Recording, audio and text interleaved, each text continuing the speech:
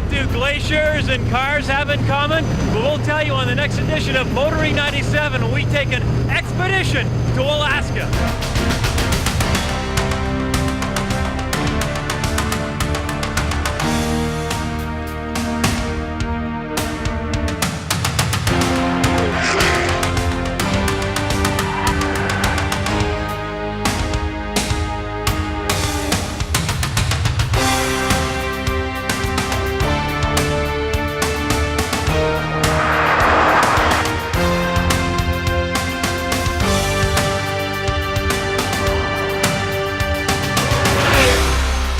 TSN's Motoring 97 is brought to you by Quaker State.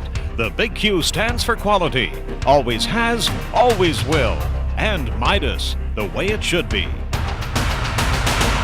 Practical and functional. For many years, the only reasons anyone needed to purchase a truck. That is until the sport utility made the scene. And the number one reason for purchasing a truck became image. Forget the off-road capabilities. People paid good money for a vehicle that amounted to not much more than a four-seater with modest cargo space. But hey, you can't argue with success. I mean, this Ford Explorer was the number one selling sport utility last year. In fact, Ford sold over 400,000.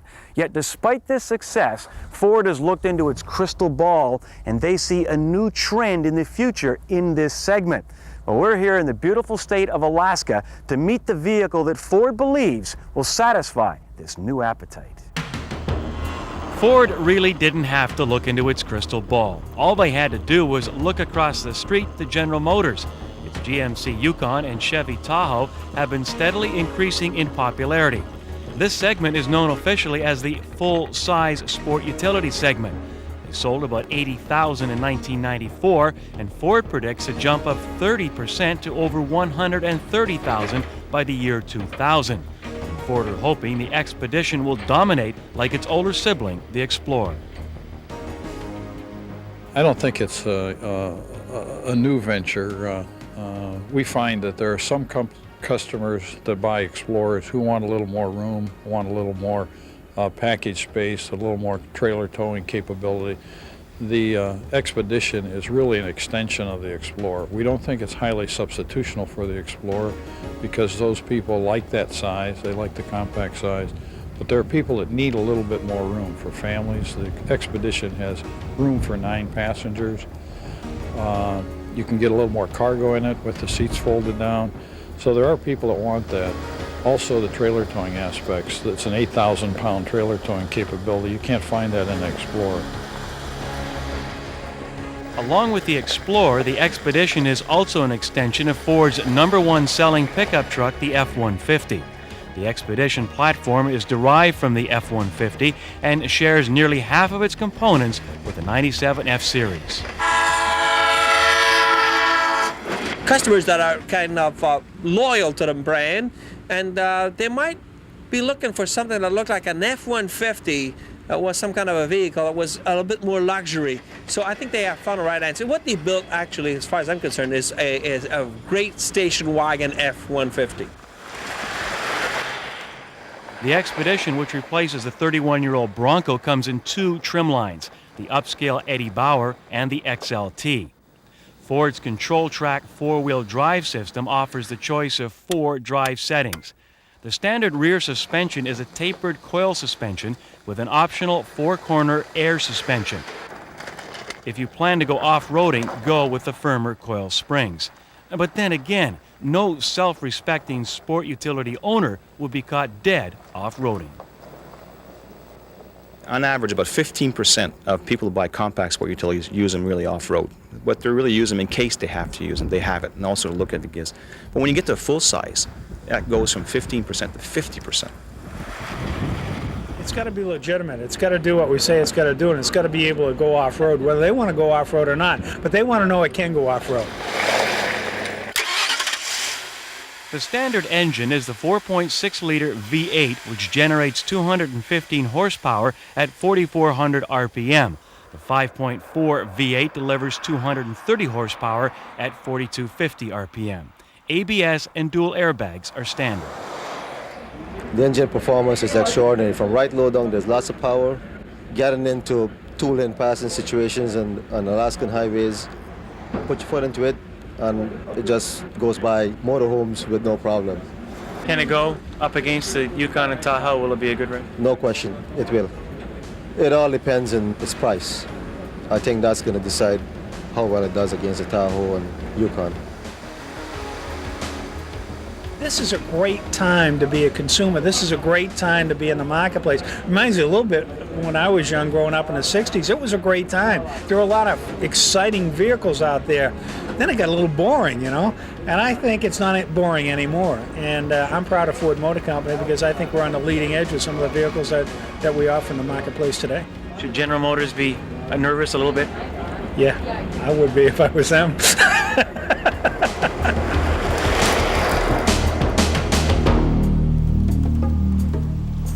This week on Test Drive, a chip off the old Civic block.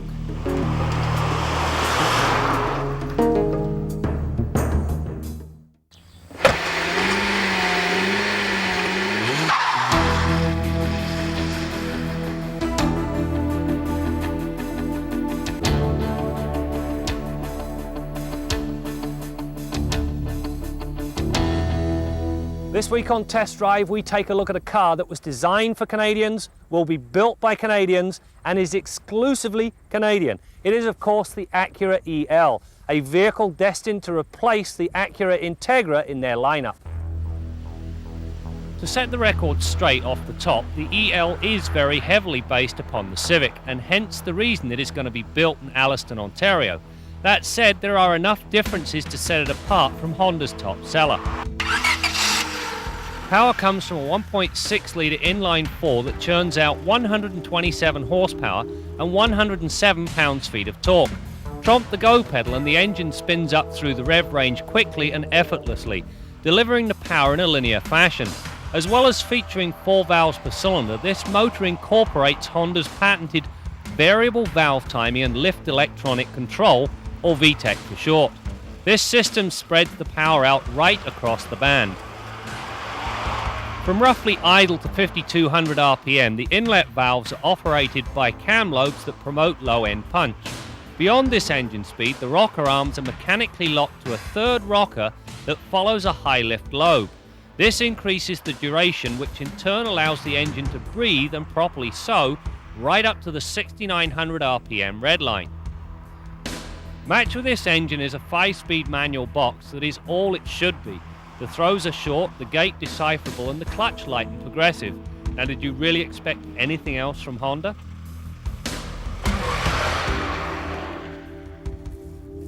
Rock and roll, babies.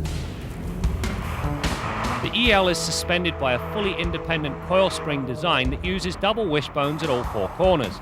Double wishbones allow the wheels to remain near perpendicular to the road right throughout the suspension's travel. Anyone in doubt only has to run the EL through a pylon test. The turn-ins are fast, the feel predictable, and the amount of body roll controlled thanks to the stabilizer bars at both ends. The design also does a fine job of isolating the occupants from the rigors of a rough road. Only when at the limit do the 195 tyres begin to protest. My only criticism with the dynamic handling characteristics of the EL has to do with the power steering, and quite simply, it's a little too light, which means you really don't get a true representation of what's happening at the road-wheel interface. That aside, everything's hunky-dory. Front discs and rear drums provide the stopping power.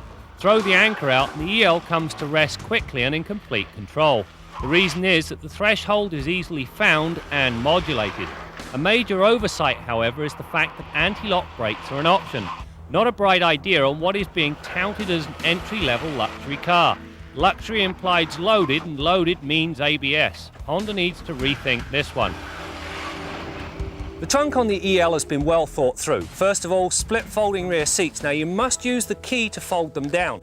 This adds security. Secondly, given the dimensions of the car, the trunk is huge and will carry more luggage than the occupants are liable ever want to put in there. Also cut to bumper level. The anomaly? There's not a keyhole in sight, so you've either got to use the remote control or the interior release. Come on, Honda, where's my keyhole? Inside, the EL is true to the Acura nameplate in that it offers power windows and locks, steering wheel mounted cruise control functions and a decent radio. The fact that it sits below the climate controls doesn't sit well with me, nor am I keen on the red script used on the instruments. At night it's overwhelmingly red, and that is hard on the old eyeballs. Proof that the EL was designed exclusively for the Canadian marketplace is found in the mirrors. Not only are they power operated, they're also heated. Well, that's it for this edition of Test Drive on the Acura EL. This vehicle will serve Canadians very well, if only because it's a Honda. And true to Honda's form, nothing is outstanding, but then again there's very little to complain about. And that's why this car will succeed.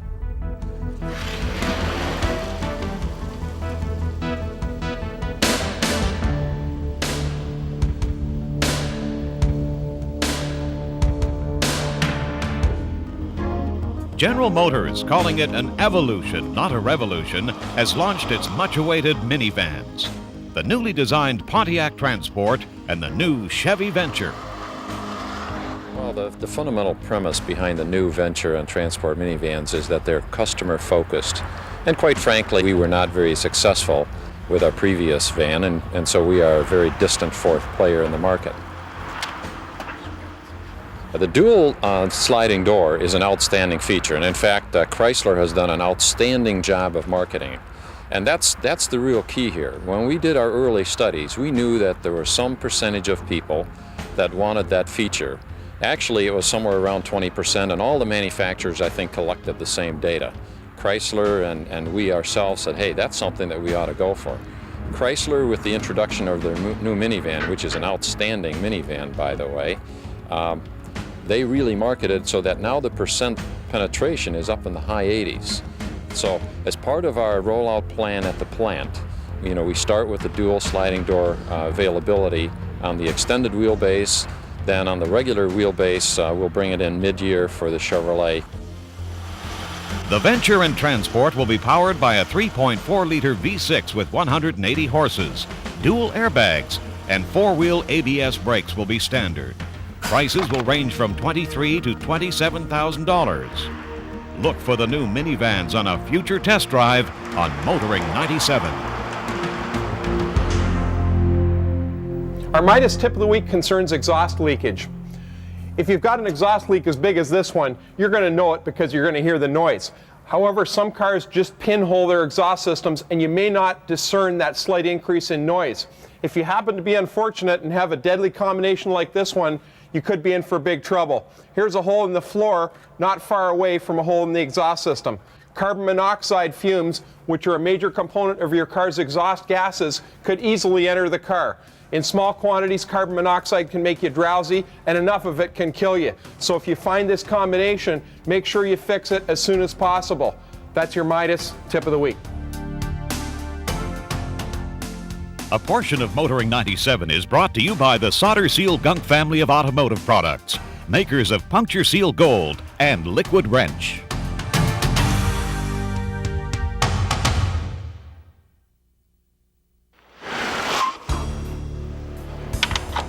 Canadians just love those lube shops. According to a study by the Automotive Oil Change Association, fast lube firms in Canada had an annual sales increase of 14.4% in 1995. The newest shop on the block is Q-lube, formerly known as Minute Lube. The way things are today, everyone has a very hectic pace in their lives, and people are looking for speed and convenience. And I think that is what has made Quick Lube so successful over the years. There's a lot of competition cropped up lately. Speed, I think, is the number one thing people are looking for initially. However, everyone is out there doing it fast now, and Q-lube has come along, and we feel that what we can offer beyond speed is that quality, and offering, Quaker State quality in an oil change. A Q-lube technician trained to do an oil change is definitely as good or better than any garage or dealership in this country. Our technicians go through more sophisticated training to do an oil change than I believe any dealership provides in the country. Day one takes a 3387, 4 fittings, 25 foot-pounds. Quaker State is our house oil. We do offer many brands of oil, but Quaker State is the oil that we have in bulk. Oil pressure has been achieved. Quality inspection. 3387 Chris is double checked and is secure. Drain plug is torqued to 25 foot-pounds. All 8 fittings took grease well. We've opened our stores as a recycling depot for both oil and oil filters from people who do it themselves in their garages. And what we're trying to do is to get people to bring the filters and oil to us, and then we'll take care of them through our channels properly. We are currently getting a fair amount of oil, but one of the things we're not getting is people bringing the filters with it. And I don't think they realize that in an oil filter, when they throw it in the garbage and it ends up in the landfill site, it's still got about 4 ounces of motor oil in it. And that's going to leach out in the landfill sites in their local communities. They do a great service if they just bring the filters to us, and we'll make sure that the oil's recycled as well as the metal. Well, the best advice I can give to a customer is don't go from place to place. You know, find a place you like and stay with it, and don't buy on price. They've given you 2 options on entering the rear of this Expedition. One turn gives you the glass, the other turn will give you the entire gate. Now, another option on the Expedition is this 3rd seat. But as you can see, take the 3rd seat and there's absolutely no room for cargo. And I have sat in this 3rd seat. It's not a lot of fun. If you really want 3 seats, buy a minivan. Take the 3rd seat out though, plenty of room for cargo. All right, now let's head to the garage, join Bill Gardner. Brad, you got to be kidding. A minivan, if you want a 3rd seat, you buy a Suburban. That's the real king of the hill. In any case, you've probably heard of that saying, timing is everything. Well, this week I want to talk about timing chains. Got into work this morning and the first message on the answering machine was a fellow who made a classic description of a vehicle with a failed timing chain. He said he drove it from Toronto to London and back and it drove fine. Got to the plaza when he returned, went inside for a couple minutes. When he came back out, it wouldn't start. It just spluttered, kicked, and backfired. And that's exactly the description of a bad timing chain. I told him over the phone what he was looking at. He made such a perfect description. In any case, we want to have a look at this Buick 3.8 liter V6 engine with the failed timing chain to show you what it looks like when it lets go. Okay, I'm going to set aside our old timing chain and sprockets, and we've slid into position on the engine the new timing chain and the 2 new sprockets. Down here you can see the crankshaft of our engine, and up here the camshaft right inside there. Now the timing chain drives the camshaft, and the camshaft operates all the valves in your engine. And not only must the timing chain drive it, but it also has to synchronize it. And the chain and these 2 sprockets keep it in perfect synchronization so that the engine will run properly. If it gets out of sync, it will not run properly, if at all. Okay, let's have a closer look at all the components that make up the timing chain system. Now here we can see our camshaft sprocket and our crankshaft sprocket and our new chain right here. You can see the index marks here and over here that we're going to use to time the cam and the crank when we reinstall this. And you can see the groove for the Woodruff key. Now over here on our engine we would have a tensioner. On this particular engine we've got a tensioner that takes up the slack in this chain. Once the chain gets worn and stretches out a bit, it starts to get sloppy. We can't move the cam or crank, they're fixed in their position, so the tensioner takes up that slack. Not all engines have that feature. Now when we move over here to the old one, you can see how and why it failed. The nylon on our camshaft sprocket got old and hard. The car's 9 years old, over 200,000 K, and it got cracked and it actually started to come off in chunks. And you can just see the superstructure of the sprocket right here, the aluminum teeth that are underneath this nylon coating. The nylon coating, by the way, makes this thing run nice and quiet. Eventually though, when it cracks and comes off, we're left with these little nubs. The chain actually chewed them right off here. And when that happens, of course, you've got a complete failure. Okay, here's the timing cover or front cover off our engine. This is where the timing chain and sprockets live.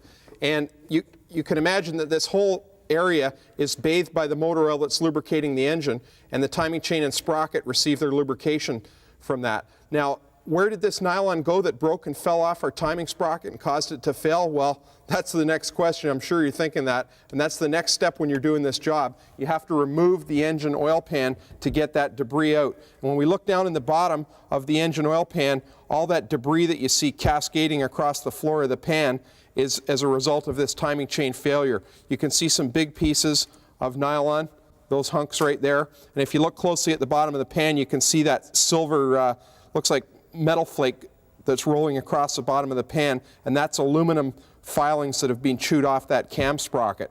You know, when you see how much debris is in this engine oil pan, it's a wonder it doesn't cause more havoc with the engine than it actually does. In any case, we've got to clean all that debris out of the engine oil pan. There's an oil pump pickup and screen with a baffle. A lot of it hides in behind there. We've got to clean that area out as well. The engine oil filter gets full of those little tiny specks of aluminum that you saw in the pan as well, so that's got to be changed, and of course a new load of motor oil as well. We've got to try and wash out or clean as much of that debris from any areas where it's hiding in the engine so that it won't cause us problems when we reassemble. Now, there's no routine maintenance for something like this. Every time you change your engine oil and filter, you help to prolong the life of the timing chain by keeping them well lubricated. But I've seen timing chains go 500,000 kilometers on taxis and airline limos, so there's no hard, fast rule as to when they fail. As a matter of fact, they usually fail after enough years. When that nylon gets hard, old, and brittle, it cracks and falls off, as you've seen today. And when it does, you're going to be doing this. When we got there this morning, the customer was just sticking this to the windshield, and they were waiting for the tow truck. Till next week, I'm Bill Gardner for Motoring 97. Airbag, safety device or hazard to your health? Coming up next on Kenzie's Corner.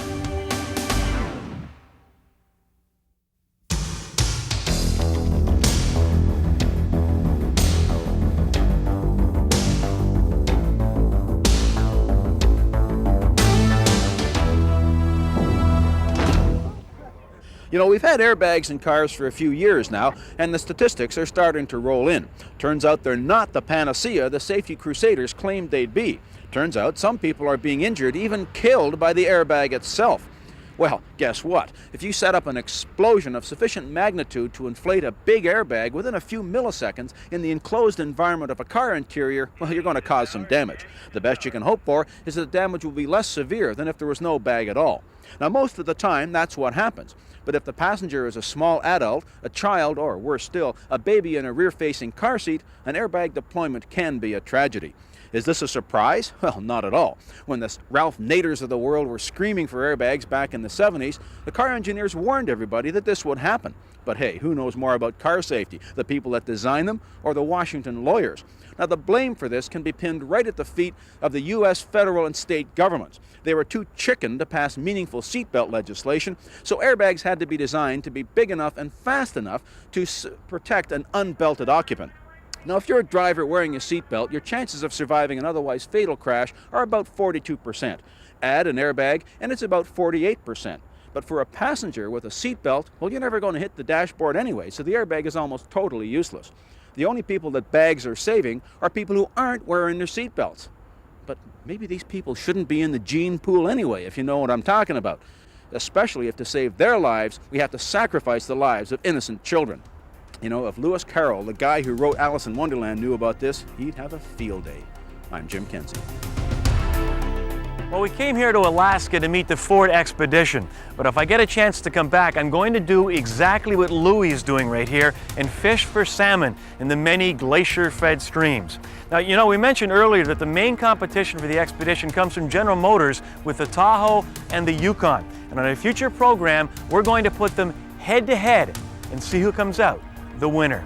Don't miss it as we continue to bring you more stories about cars and the people who drive them. When you go into the ordinary service station, you tell them to fill it up, they can't find where to put the gas in. So what you have to do is press this little reflector here, and in here is the gas. TSN's Motoring 97 has been brought to you by Quaker State. The big Q stands for quality, always has, always will, and Midas, the way it should be.